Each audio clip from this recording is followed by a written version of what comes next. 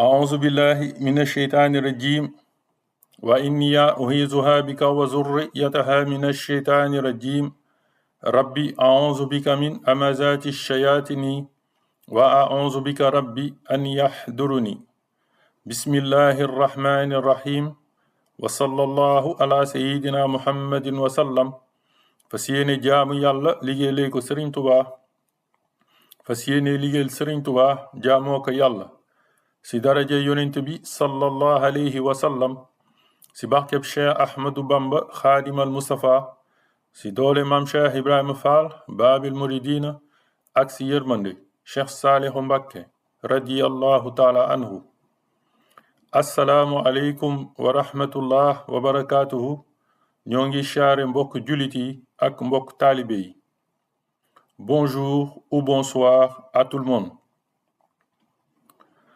Avant d'entrer dans le vif du sujet, nous nous sommes dit qu'il serait important de vous présenter un avant-propos, afin de vous faire part de deux choses qui nous paraissent essentielles avant le commencement des cours proprement dits. Donc cet avant-propos va essayer de répondre à deux questions. Pourquoi doit-on apprendre la science de la religion et pourquoi cette science doit être acquise par transmission orale? Donc pourquoi doit-on apprendre la science de la religion? Déjà parce que c'est un devoir comme tout autre devoir, tel que prier, jeûner, dire la vérité, boire ou manger du licite, être bienfaisant envers les parents, etc. Le prophète Mohammed sallallahu alayhi wa sallam a dit dans un hadith, apprendre la science de la religion est un devoir pour chaque musulman. Il a également dit que les bonnes œuvres ne valent qu'en fonction de leurs intentions.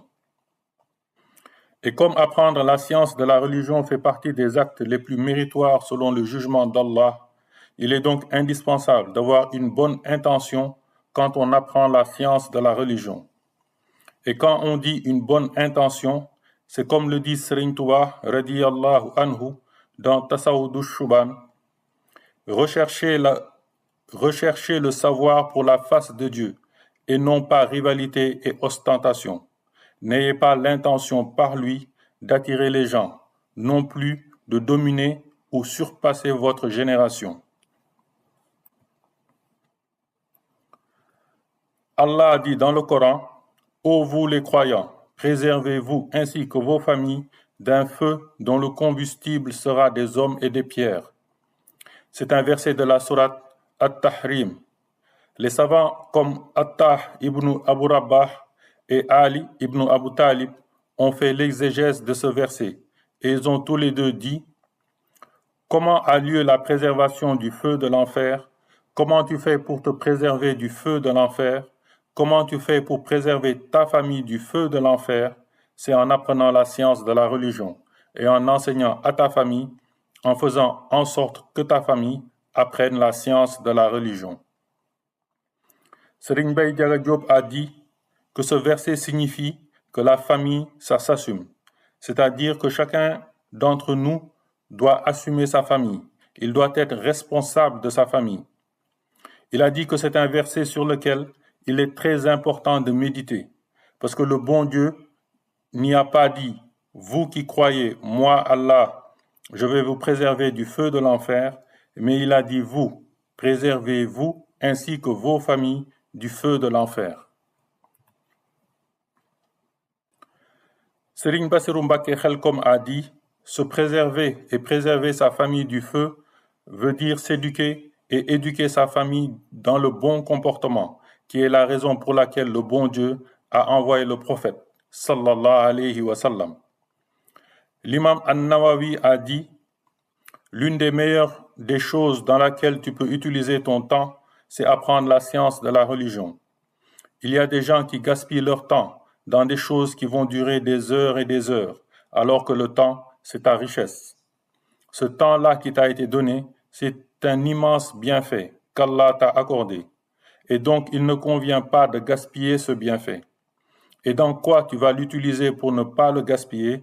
C'est dans l'adoration, dans l'obéissance à Allah.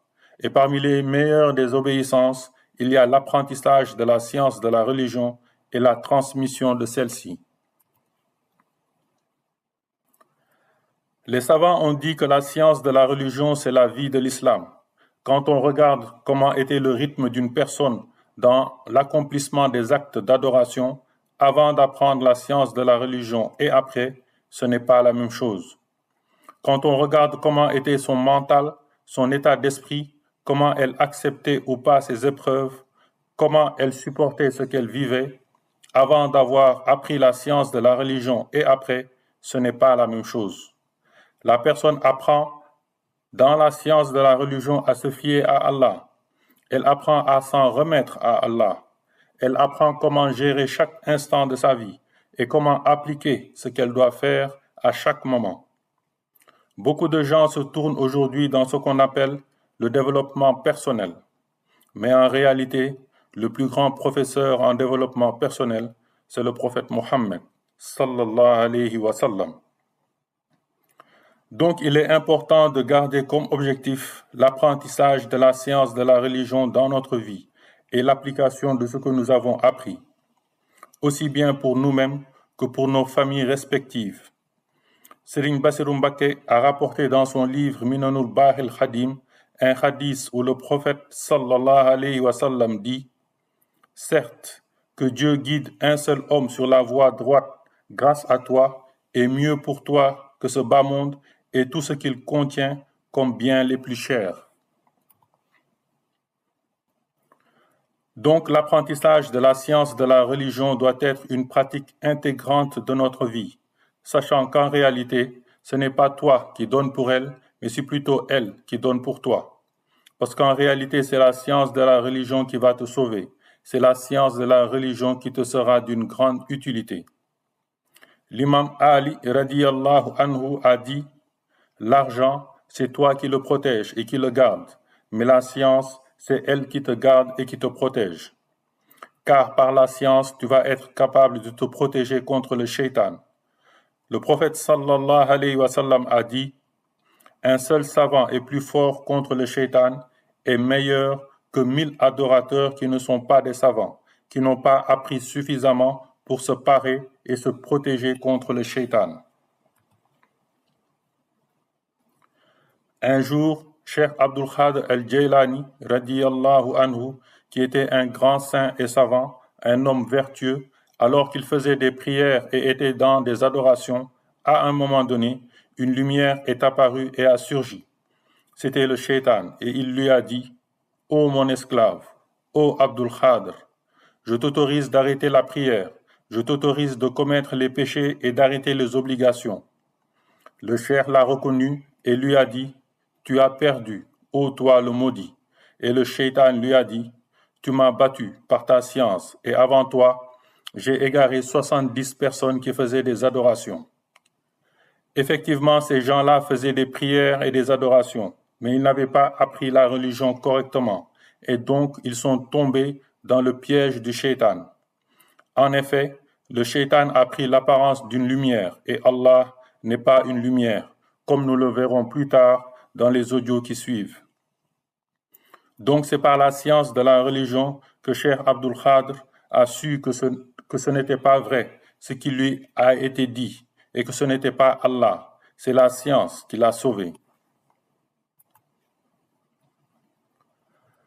Un jour, le prophète Mohammed sallallahu alayhi wa sallam a dit à un compagnon nommé Abu Zahr el-Rifari « Ô Abu Zahr, si tu te déplaces et apprends un verset du Coran, c'est mieux pour toi que si tu pries 100 rakas de prière surérogatoire. Et si tu te déplaces et apprends un chapitre de la science de l'islam, c'est mieux pour toi que de prier 1000 rakas de prière surérogatoire. » C'est dire à quel point la science de la religion est très importante. C'est donc meilleur d'apprendre la science de la religion que de faire des prières surérogatoires. Parce que la science de la religion, c'est ce qui te permet de distinguer ce qui est bien et ce qui est mal, ce qui mène au paradis et ce qui mène en enfer. Donc c'est dans notre intérêt que d'accorder un temps de notre vie, de notre semaine et de nos journées dans l'apprentissage de la science de la religion. Serigne Touba radiyallahu anhu a dit dans Nahju, ne cesse pas un seul jour d'apprendre, car le savoir est la vivification du cœur, le remède de l'égarement et la lumière de l'âme. Les savants ont dit que l'intelligence est celui qui prépare sa vie dans l'au-delà, et ce n'est pas celui qui essaye de construire pour une demeure ici-bas qui est éphémère. L'intelligence est celui qui se prépare et qui fait ses provisions pour le bout du chemin. Et le bout du chemin, c'est quoi? C'est ce qui vient après la mort, c'est l'au-delà. Et c'est quoi les provisions que tu fais pour gagner dans l'au-delà, pour avoir ta demeure dans l'au-delà? C'est at-taqwa, la piété, obéir à Dieu et craindre Dieu. Et ça passe avant tout en apprenant l'islam, en apprenant notre religion. C'est ce qu'il y a de plus important. Le prophète sallallahu alayhi wa sallam a dit « Je suis celui d'entre vous qui connaît le mieux Allah, et je suis celui d'entre vous qui craint le plus Allah. » Plus nous apprenons la science de la religion, et particulièrement la science de la croyance, plus nous apprenons à connaître Allah, et plus nous serons amenés à le craindre. Et donc, plus nous serons amenés à accomplir les devoirs et éviter les péchés. Serigne Bassirou Mbacké Khelcom a dit « Le prophète sallallahu alayhi wa sallam lui-même ne veut pas que tu crois en lui comme ça, sans aucune raison. Le bon Dieu ne veut pas que tu te lèves un bon jour et que tu crois en lui. Tu dois chercher à le connaître, l'examiner jusqu'à ce que tu sois convaincu avant de croire en lui.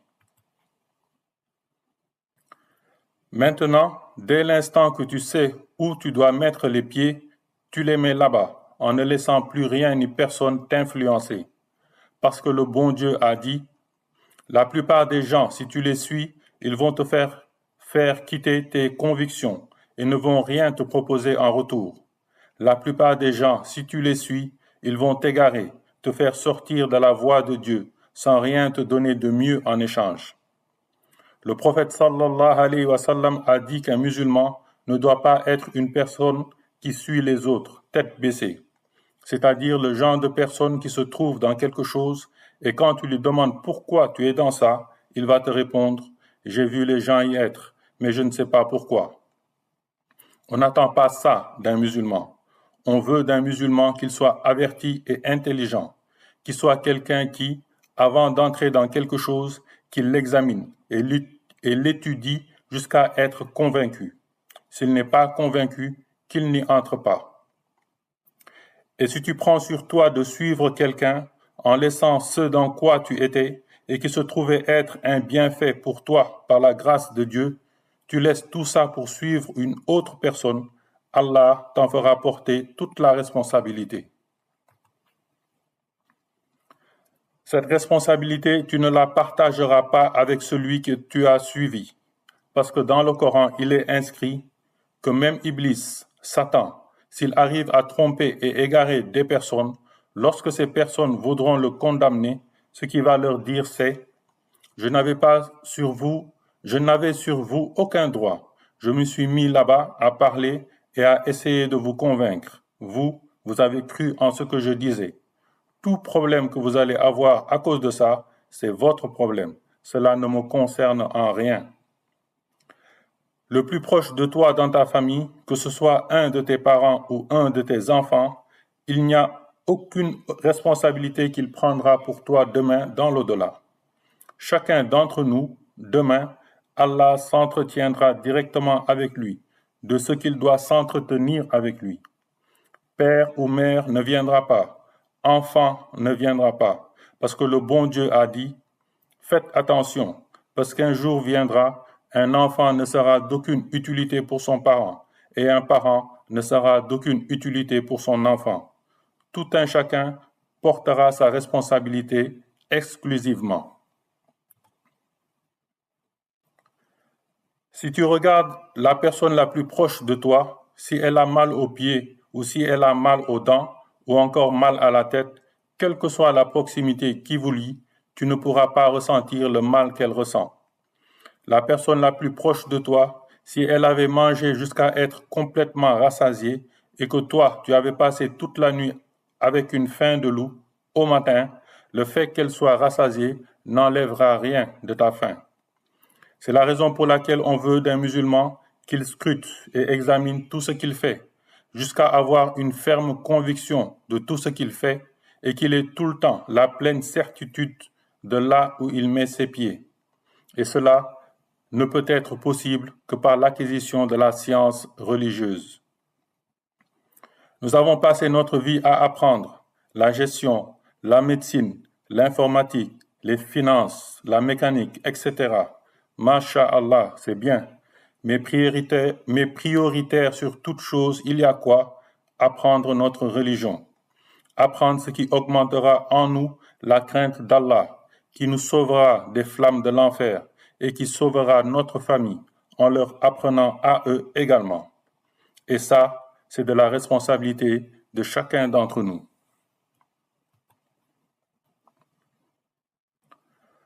Maintenant, pourquoi la science de la religion s'apprend par transmission orale? Certains pourraient se demander si la science de la religion s'apprend par transmission orale, alors pourquoi les savants ont écrit des livres? Quand on te dit que la science de la religion s'apprend par transmission orale, cela signifie qu'on ne doit pas se contenter d'aller bouquiner et ouvrir les pages d'un livre pour essayer de comprendre la science de la religion.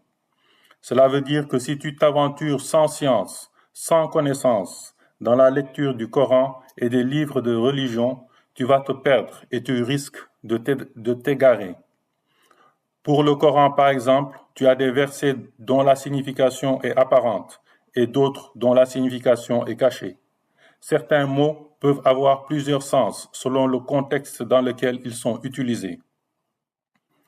Un savant avait l'habitude de donner l'exemple du mot pièce. Une pièce dans la langue française peut signifier pièce de monnaie ou pièce d'une maison comme une chambre ou encore pièce de théâtre ou de voiture. Donc, si tu t'aventures à lire toi-même le Coran sans l'aide d'un spécialiste, tu risques de comprendre certains versets de la mauvaise manière. Et parfois, certaines mauvaises compréhensions vont même jusqu'à être de la mécréance. La raison pour laquelle les savants ont donc écrit des livres, c'est pour la même raison qui explique que les spécialistes de la médecine ont écrit des livres sur la médecine, pour que ça serve de support et de mémoire. Les livres de la médecine, ce n'est pas pour nous qui n'avons pas étudié la médecine. Sinon, à quoi cela servirait d'aller chez le médecin? Il suffirait d'ouvrir un livre et de se soigner soi-même. Mais personne ne fait ça. Quand on est malade, on va chez le médecin. Cela veut dire que, même s'il y a des livres de médecine, ces livres-là ne sont pas faits pour nous les profanes dans ce domaine, c'est-à-dire pour nous qui n'avons pas de connaissances dans ce domaine. À la limite, on peut y jeter un œil, mais ensuite, nous allons demander à celui qui a la connaissance de cette science, celui qui a fait de vraies études auprès d'enseignants. Et pour la science de la religion, c'est encore plus important d'apprendre auprès d'enseignants et de ne pas se contenter de lire dans les livres. Donc, nous espérons avoir pu répondre aux deux questions qui étaient l'objet de cet avant-propos et Inch'Allah, dans l'audio qui suit, nous allons entrer dans le vif du sujet. Assalamu alaikum wa rahmatullah wa barakatuhu. jërëjëfeeti Cheikh Ahmadou Bamba Khadim al Mustafa jaajëfeeti Mam Cheikh Ibrahima Fall Babil Mouridina wa sallallahu